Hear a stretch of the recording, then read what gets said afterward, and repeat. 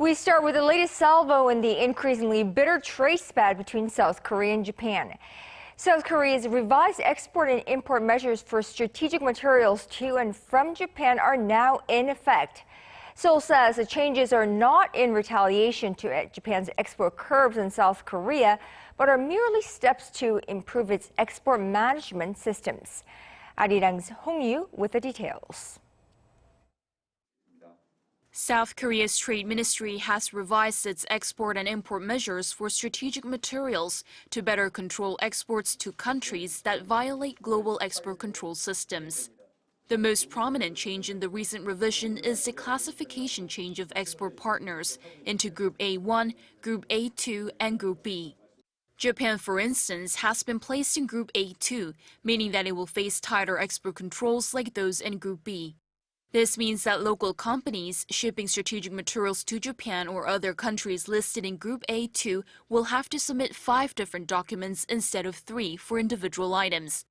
The approval process that used to take 5 days will now take 15 days, in addition to a separate approval regarding every export.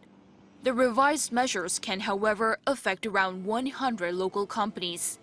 To minimize the impact, the South Korean government promised to ensure transparent monitoring of exports and provide customized counseling for affected companies.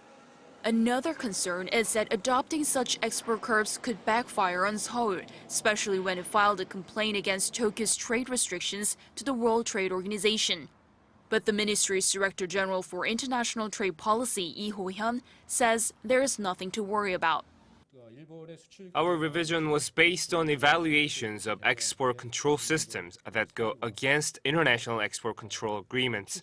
But Tokyo's export curbs were politically motivated. We have enough evidence to prove that.